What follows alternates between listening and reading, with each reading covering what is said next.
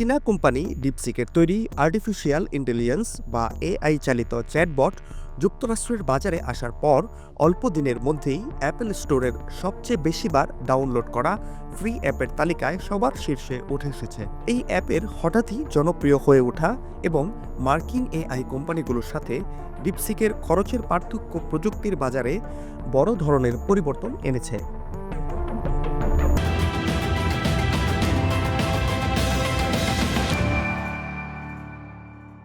Silicon ভ্যালির উদ্যোক্তা mark Anderson ডিপসিককে AI দুনিয়ার অন্যতম যুগান্তকারী আবিষ্কার হিসেবে চিহ্নিত করেছেন।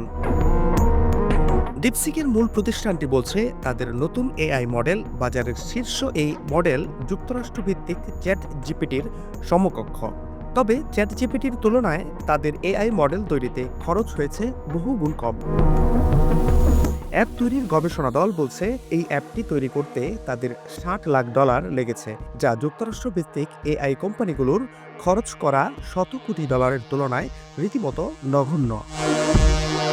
ডিপসিক একটি চীনা আর্টিফিশিয়াল ইন্টেলিজেন্স কোম্পানি, যার প্রতিষ্ঠা হয়েছিল দক্ষিণ পূর্ব চীনের শহর হাংজুতে।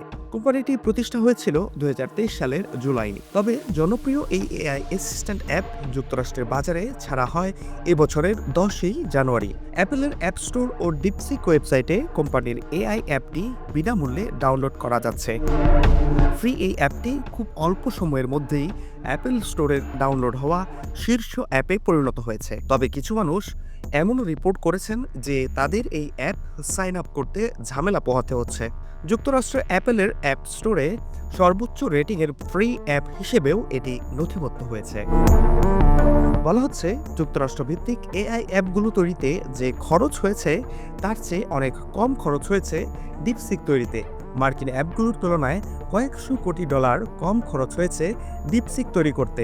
আর খরচের এই তারতম্যের কারণে এআই এর বাজারে যুক্তরাষ্ট্রের আধিপত্য টিকে থাকা নিয়ে প্রশ্ন তৈরি হয়েছে। ডিপসিকের অ্যাপ তৈরিতে কম খরচ হওয়ার বিষয়টি 27 জানুয়ারি পুঁজি বাজারের হিসেব বদলে দিয়েছে। বিশ্বের বিভিন্ন স্থানে চিপ তৈরিকারক প্রতিষ্ঠান ও ডেটা সেন্টারের মতো প্রতিষ্ঠানগুলোর শেয়ারের বড় অঙ্কের পরিবর্তন এসেছে। এদের মধ্যে সবচেয়ে বেশি ক্ষতিগ্রস্ত হয়েছে যুক্তরাষ্ট্রভিত্তিক প্রতিষ্ঠান এনভিডিয়া, যারা এআই পরিচালনার জন্য শক্তিশালী চিপ তৈরি করে থাকে। গেল সোমবার তাদের বাজার মূল্য কমেছে $60,000 কোটি, যা যুক্তরাষ্ট্রের ইতিহাসে একদিনের হিসেবে কোনো একটি কোম্পানির জন্য সর্বোচ্চ। বাজারে মূলধনের বিবেচনায় বিশ্বের সবচেয়ে মূল্যবান প্রতিষ্ঠান এতদিন এনভিডিয়া থাকলেও সোমবার তাদের বাজার মূল্য $3.5 ট্রিলিয়ন থেকে $2.9 ট্রিলিয়ন নেমে আসলে তারা মাইক্রোসফট ও অ্যাপেলের পর তৃতীয় স্থানে নেমে আসে। ডিপসিক তাদের এআই এর জন্য এনভিডিয়ার তুলনায় অনেক কম দামি ও কম জটিল প্রযুক্তি ব্যবহার করে। ডিপসিকের সাম্প্রতিক সাফল্য বিশ্বের শীর্ষ এআই চিপ প্রস্তুতকারী প্রতিষ্ঠানগুলোকে নতুন এক বাস্তবতার সামনে ফেলেছে।